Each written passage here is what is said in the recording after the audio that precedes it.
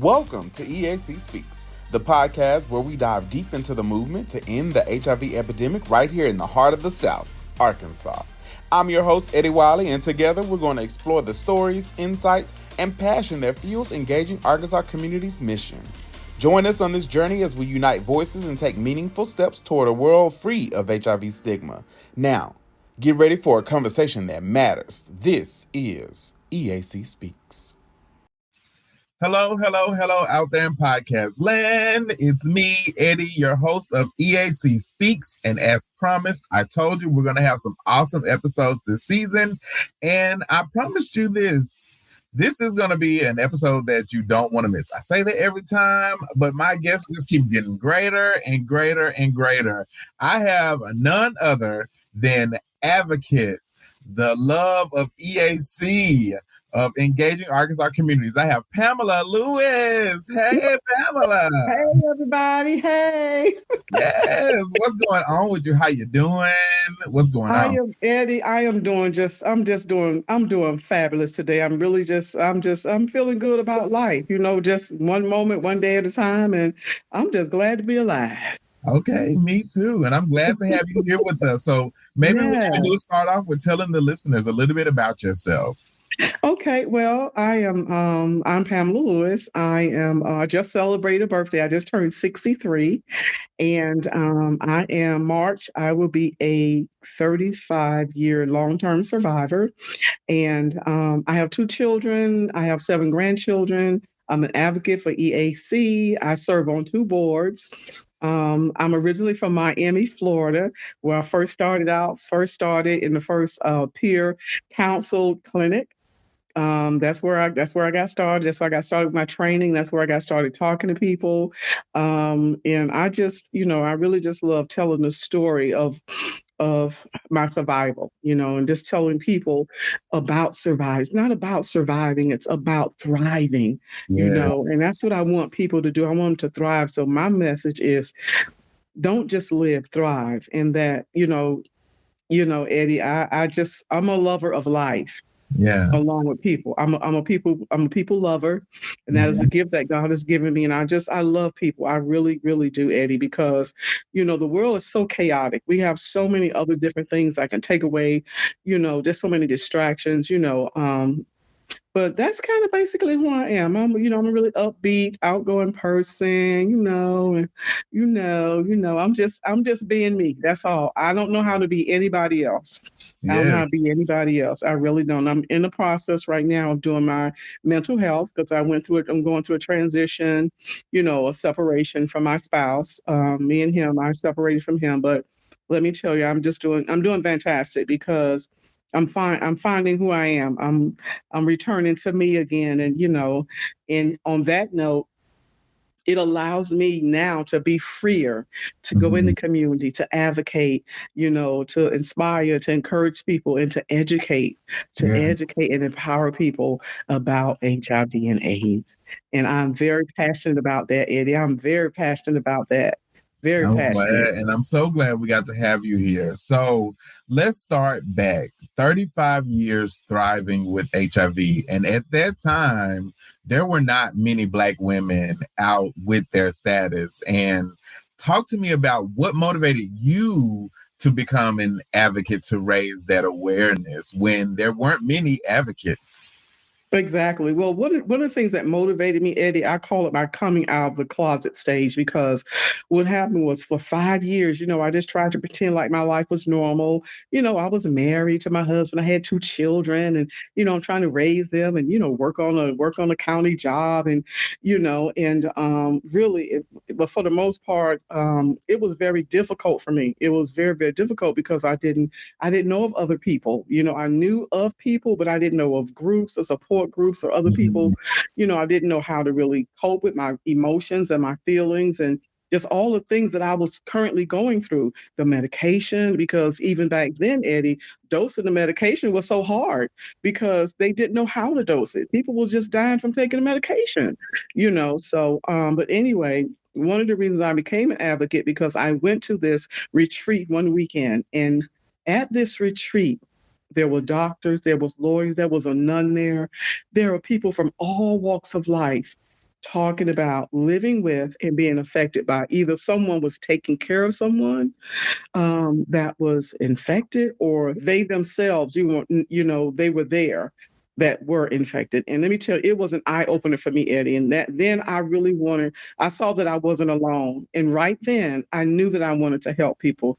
I knew that it was my mission to tell people. I knew it was my mission to empower people and educate them, and I just began educating myself, and I had a great support system. My counselors were behind me. It's like, Pam, you got the voice for this, you can do this. And, so I became an advocate right away after that. I befriended people, kind of helping them out, making sure that, adherence to their medication. And, Mhm. and I formed this great group and support system of people like myself, and I went into schools, I went into churches, I went into rehab places, and, and I opened myself up. I opened Mhm. myself up, Eddie, Yeah. because I really feel like this is one of my callings, that God has called me to do this, because at the end of the day, I'm a living, moving, breathing testimony. You talked about building a network and Yeah. building a community. How did that impact your life, and how did that, I guess, play a part in you continuing to thrive and help others thrive? Building that community let me knew the first thing, I wasn't alone. There were others that were like me. And it gave me a different perspective on living, because for those first 5 years, all I thought about was death. That's all I thought about, Eddie. All I thought about was dying. And then when I realized, okay, I'm here 5 years, Pam, you're here. You're here. You're still here. I wasn't doing everything I needed to do. I will be honest about, I wasn't complying, because you got to understand, it was 5 years, but it was still so much information to take in. It has an emotional impact on you. You Mhm. start thinking about your future. I'm thinking about what I'm going to do with my children if anything happened to me. So it was all about dying. I wasn't living, Eddie. I wasn't living, because my thoughts was always about dying.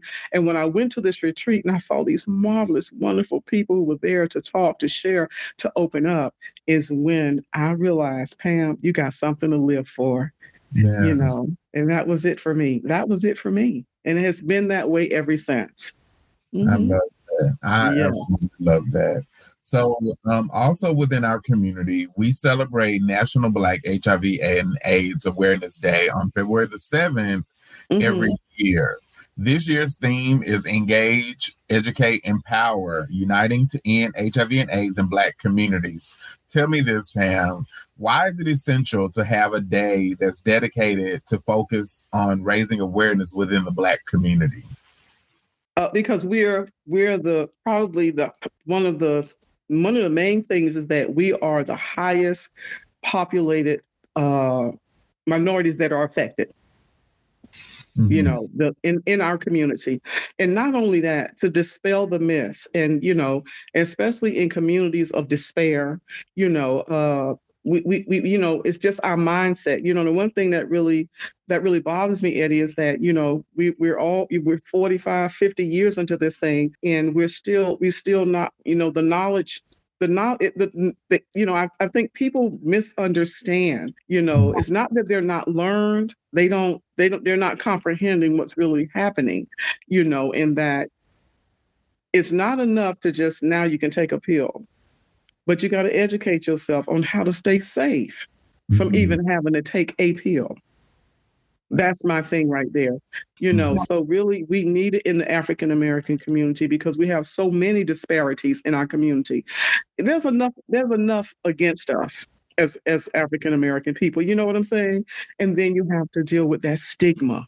You got to deal with that stigma. That's the biggest thing that we face, I think, in any community, but mostly in the African American community, because especially in those communities where there's so much, disparity and poverty, people look down. People tend to look down Hmm. on you and thinking, well, they're just poor. They're going to die anyway, but that is not true, And Yeah. so it is just other people's perspective of our race, Yeah. and it's time for us to take pride again in who we are. It's time for us to take pride again in who we are as African American people. That's men and that's women, And I remember a time when we talked about that Black pride thing. You know what I'm saying, Eddie? We were proud to be African American, and we need to take back our pride. Yeah. And that, in our communities and whatever that is to you, whatever community that is into you, where it's the LGBT, where it's a heterosexual, whatever that is to you, you know what I'm saying? So, but it is very important, one, that we engage in our Black community, that we educate them, that we empower them about Mm-hmm. this disease, about this, not just the HIV, but other STDs, and really educate them, teach them about safe sex, because our Mm-hmm. young people are having sex at a very early age now. You know what I'm saying? So that's very heartening now, because you got so many young people that are becoming infected now. And parents think their children are having sex, but that's not true.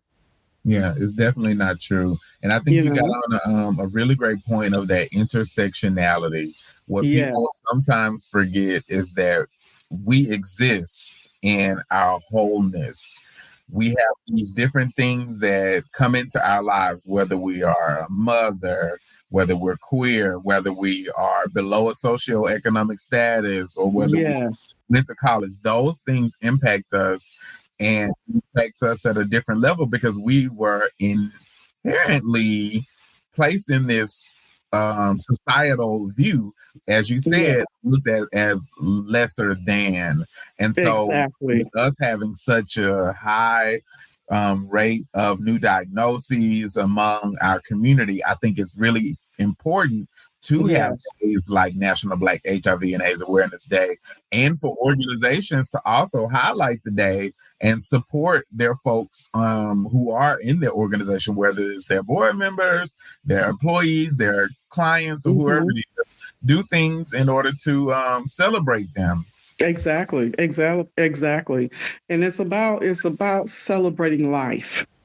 For Mm-hmm. me, it's about celebrating life, celebrating my Blackness, celebrating being an African American woman, Mm-hmm. celebrating being an African American man, or whatever, how you identify, but Mm-hmm. celebrating that, because life is very precious. And we need to start celebrating one another, Eddie. And it's enough that we're dying from other things like violence, but to Mm-hmm. die from this, nobody should die from this, Eddie. Nobody. Yeah. And you Nobody. mentioned the biggest killer. I've always said stigma as the Yes. biggest killer of folks living with HIV. And I can remember not too long ago talking to a friend about celebrating their life and how they wanted to be celebrated, how they wanted to be remembered, and they wanted to share that their story. They wanted to share their story so that it will be no one else that would pass away from the virus, but they lived a life where they could not get out of that stigma. So it's important for us as people living with HIV to share our stories. And if you don't share your story, it's fine. Listen to our stories and empower yourself. You don't have to be an advocate on the front streets. You don't have to be on a Exactly. billboard. You just need to and live in your wholeness and thrive, like Pamela said. We're Yes. thriving these days. Yes, and you said it perfectly. You don't have to do it the way me and you do it, Eddie. If that's not where you at, that's okay. But that's where I am. And I want you to know, this is what I tell. A lot of times we stigmatize ourselves, Eddie, because we think we are under the impression that people know our status, that is Mhm. written on our foreheads. When we Right, when we walk, when we're amongst our people and family, they don't know unless you tell them.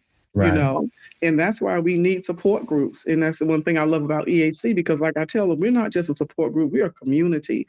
We are here Mhm. to hang on to each other, to empower each other, to encourage each other, to be there for each other. And then one thing I always say, Eddie, family is not always blood. You hear Right. what I say? Family is not always blood. Find those people that are going to love on you, they're going to care for you, they're going to be with you no matter what's going on in your life. That's a family. That's a friend that sticks closer than a brother, like the Bible say. They gonna be by your side no matter what's going on. It's like being in a marriage till death do us part, Yes. or sickness and in health. And I love that about the EAC family because it's such a welcoming environment. You can find your people in any space that you go in. no matter what door you walk in for engaging Arkansas communities, baby, you can find your people somewhere. So I Yeah. really, really appreciate that. Yes. Yes. Now let's talk about maybe for someone who's out there, maybe newly diagnosed, or Okay. maybe someone who may not be as comfortable with their status yet. What Okay. advice do you have for that person? First thing is to get into care. That is the very first thing. Then I would say learn all you can. Be knowledgeable about the disease. You need to be knowledgeable so that you'll know what you're dealing with. And it's so easy, Eddie. I tell people you can go on the internet and look it up. One thing I learned about this living with HIV, I had to learn a lot of things, Eddie. One thing I think helped me the most was learning about the disease itself. And Mm-hmm. that allowed me to adhere better to my medications and to my regimen, to watch stress, to get the support that I needed. And so it's not going to be easy. I tell people, even when you first find out, because the first thing you're thinking, oh my God, what about my family? Who am I? Who should I tell first? Should I tell anybody? Because it depends on your family. You know what I'm saying? Mm-hmm. Sometimes we already know we got them family members that they just not going to support us because they already got the stigma in their mind already. But now Mm-hmm. I'm infected. How are they going to feel towards me? How are they going to treat me? First thing is care. And if at all possible, this is what I always say. If you need to talk to, even if it's just to talk to somebody on the phone, I always say, here's my phone number if you just need to talk about it. Mm-hmm. Maybe they don't want to be seen yet. Maybe they don't want to come out and be with the group yet. That's okay. We can just talk if you want to. Ask me Mm-hmm. any question you want. So I just put myself out there, Eddie, and I'm like this. I have nothing to lose. You hear what I say? I have nothing to lose. Going on 35 years. So I would say get the support that you need. Get the support that Mm-hmm. you need. First, care is first. Take your medications. Learn about the medications. Learn about HIV. Understand it. You know, and it's not going to be easy, I know, because you're going to have all these emotions going through. You're going to have all these thoughts. And, I think the first thing is shame, that Mm-hmm. shame you're going to feel. And we've Mm-hmm. all felt that shame. I felt that shame, Eddie. I Mm-hmm. felt that Same. shame, and that shame will keep you hidden. That shame will move you into depression. That shame will cause you to go and hide. That shame will cause you not to even go get treatment, Mm-hmm. you know? And so we don't want you to feel shame. We don't want you to feel shame because let me tell you something. The one thing I know about this disease, it doesn't care who you are. You could be rich, you can be poor, you can be black, you can be white. It does not matter. Mm-hmm. And sometimes we'll say, why me? Yeah, that was a question I asked myself a lot too, Grandma. You are speaking my life because, like you, I lived in that cocoon of shame, fear, Mm-hmm. public perception, all things Yes. that went on in my own head. It was an Mm-hmm. internalized stigma because I have been working in the field for several years. And Mm-hmm. then that's when I got a diagnosis in 2014. And Mm-hmm. so I was worried about what everybody else was going to say or what Mm-hmm. people would say, like, well, you should have known better. All of those negative things. Yes. And it was like I spent a year out of care knowing Mm-hmm. I was the one linking people to care in my old job. So it was Exactly. like I also felt that. So just as you who may be out there listening, it, like as Pamela mentioned, it may not be easy. The road may not be laid out on crystal stairs, but in due time, things will get clearer. Things will get better. You will understand more and you won't be questioning everything. Exactly. And we have so many great, not just medications now, but so many great resources that are out there and people that will support you. You just got to find them. That's all. And that's what I love about EAC. You know, get linked up with us, come to a group. Even if we tell people, even if you just want to sit there and be in the room, you are in a safe haven. And that's what we created. We are a safe haven and we aspire to be a beacon of hope for people living with Mhm. HIV and AIDS. So I love that about us. I love our group. I love how, we just embrace people when they come in, embrace them and love on them where they at. Sometimes people come into the group, sometimes they don't talk and they just kind of observe in the room, which is okay. And next thing you know, as we're loving on them and talking, boy, we can't shut them up. Like they start talking and sharing, but that's what we love. And Yeah. at the end, as time goes on, we just begin to see this awesome person that has emerged, from that shame and that doubt, and we see that smile, Yeah. we see that life coming back into them because they now realize I'm not alone. I'm not Right. alone. Right. And I think that's a great thing. You are not alone. You're not, many people, they feel alone because sometimes, unfortunately, in the physical, they are alone. They Mhm. are, their families distance themselves because they are not educated.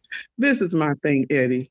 Over 40, 50 years, why do we still not know? Why do we still not understand or comprehend? And we Mhm. hurt our loved ones because it's like I feel like people don't, not that they don't want to know, but you still got these myths. Yeah. The myths, that is the myth. Well, you Mhm. can't touch the plate, you can't drink out the cup, when that's not even true. I can't even affect anybody. It's so much the medications have done. It's just so great. You can have a relationship. I got married. My husband was negative. Mhm. Been married 23 years. You know what I'm saying? You will find love. You will find Mhm. love, but find yourself first. You Yes. know, that's it. Love you first. Because let me tell you, when you're dealing with something like this, when you're dealing with HIV, when you're dealing with knowing your status now, you're gonna want to be in a relationship. You're gonna, because that's your heart's desire. You want to be with Mhm. someone, and you're gonna think, nobody wants to be with me. This is the one thing I always say: just be yourself. Be Yes. yourself. Educate yourself, and you gotta learn how to be comfortable with your status. Because guess what? There's no cure. You're Yeah. going to have to live with this. You can live, you can survive, and you can thrive, but it's up to you. Your mindset has to change. My mindset had to change, Eddie. It Yeah. had to change. It Right. had to change. And I tell my family and friends, as if I had not changed my mindset, I wouldn't even be here now. Yeah. But when I went to that retreat and I saw all those great and wonderful people, my mindset changed. And I'm here today, and I'm thriving, and I'm going to keep thriving. I think that's really important, as you mentioned, especially in the month of love or Valentine's Yes, Day. I think yes, it's important for folks because I can remember the day as well of craving love and wanting to yes, be in love with someone and willing to accept so much because I was like, yes, who's going to love me or who's actually going to love me with this diagnosis? And when I started to love every aspect of me, including my diagnosis, including my yes. mental health, including all of the things that make me me, I feel like I put myself back on the shelf with a shinier glaze. So, yes, Exactly. love yourself in your totality. And that includes these three little words. So, once you get to an undetectable level, there's no way that you can transmit it to anyone else Yeah. sexually. So, definitely think about all of those things of how Yes. you can't detect it on the test if you get to an undetectable level and you're worried about these little bitty letters and consuming your entire life. So yes, continue to thrive, folks that are out there. And if you do have a loved one that's out there who is living with HIV in Arkansas, please, like Pamela said, get in contact with engaging Arkansas communities. There's facilities across the state. Now, what I wanted to ask you, Pamela, is there's not many organizations like EAC that are out here actually putting in the work that have been started by someone with lived experience. Talk to me about the importance of having an organization with someone that is living with HIV. I think moving here, I've been here now for 12 years. I relocated from Florida. Mhm. What they're doing here is something we've been doing a long time, over 20, 30 years Yeah. there. And so to have it here, to see it come to fruition, to see it being built now and me being a part of that, I'm seeing, that yes, we need this, but we need to spread it out into other communities. It needs to be everywhere, and I tell you, I just love the work that EAC is doing. I love the word that they're getting out. We're doing the testing, and we're giving people rides to their appointments, and we really just want you to know that we are here for you. We care for you. We have a resource link online that you can go to now. So if you're looking for care, if you're looking for a doctor, if you're looking, for whatever it is you think that you might need, we are here to help you in any way that we can. Let me tell you, EAC is awesome. And I'm so glad to be a part of it because I've been here for 12 years and really have not found a support group. I have not found one, except now I'm a part of one. And I love it. I love it. And this is what I have been needing for myself because being apart from other people with my status, that's been difficult for me. You got to understand, I work a full-time job. I went to college, got a college degree. Let's see, a wife, a mother, but there's other aspects of my life. I said, I need to be a part of my other community. I need that. I need to be a part of my community, the HIV community. I need to be a part of that. And I'm so glad that now I am a part of that, and that I can spread the good news, about EAC. You know what I'm saying? They say spread the gospel. I can spread the good news about EAC. So, and I'm spreading the gospel about EAC and to let people know engaging communities in Arkansas is here for you. Okay, so we're gonna round this thing out, but I want to ask about you. So we're both Team Capricorn. You were the 18th, I think I saw. Okay. I was the 12th. So tell me, did you bring in this new year with any resolutions, any new philosophies, any new mantras?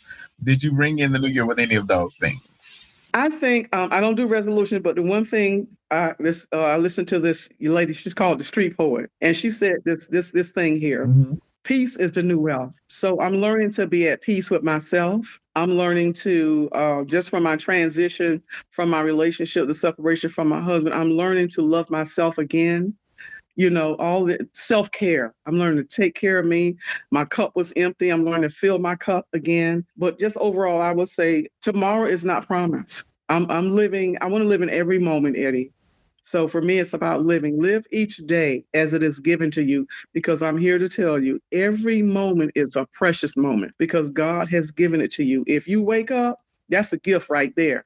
That's a gift if you wake up. Yeah. Be grateful for every moment because somebody didn't make it. So I think gratefulness would be my thing to say for this. I'm just grateful. And lately I'm just saying, I'm just so glad to be alive because I think about it over the years, Eddie, 35 years in March.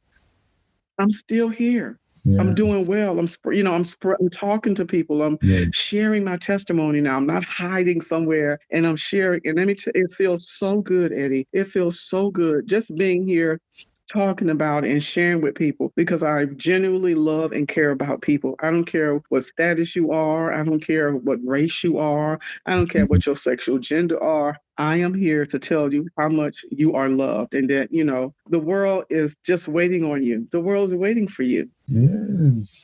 The world is waiting for you too, Pamela. Okay. I'm telling you this. So I can see you doing TED Talks. I can see you on big conference platforms. Oh, absolutely. The world needs to hear from you. You are remarkable.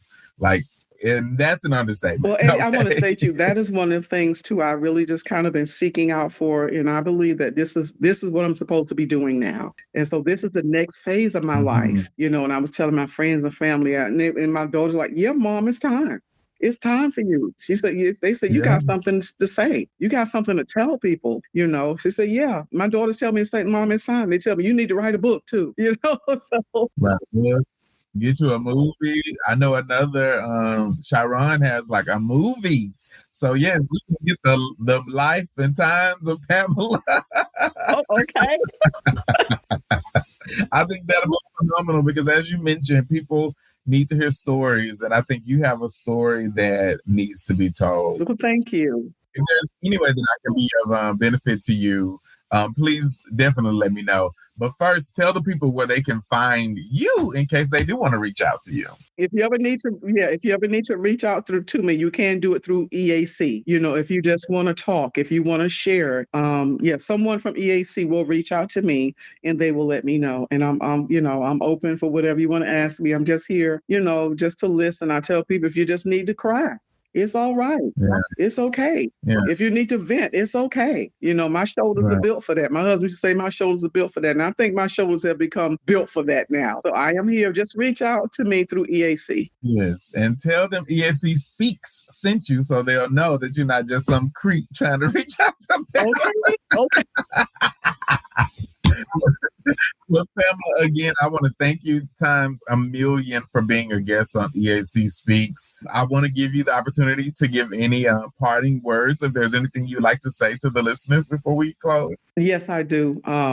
Everybody has a purpose. I don't care what has happened in your life. There's a purpose for you. God created everything with and for a purpose. Your life has meaning and it has purpose. And when you get up and start living, you will find your purpose. I know my destiny now. I'm still here. And that's for me to tell you that life is for living, that you have a destiny and a purpose, and to live life on purpose, because you only get one. I love that. Live life on purpose. Folks, you've heard it here. I told y'all wasn't going to want to miss this episode. I didn't know for sure at first, but I knew for sure what was going to happen was I was going to get some nuggets, and I'm probably going to be able to write a book from all of the quotes that I got from you today. Use whatever you need to use. Again, I appreciate you, and I appreciate you listeners for tuning in to this episode of EAC Speaks. Don't forget, you can email us. You can hit us up on all of our socials. Just go to engagementarkansas.org, and you can find out how to be a guest on EAC Speaks. But until the next episode, we're going to say ciao. Say ciao, Pamela. Ciao, people. Thank you, Eddie. Love you. Thank you. I love you too, Pamela. The EAC Speaks podcast is partially supported by the Arkansas Department of Health through a grant funded in part by the CDC. All discussion is solely the responsibility of each participant and doesn't necessarily represent the official views of Engaging Arkansas Communities, the Arkansas Department of Health, CDC, or the U.S. government.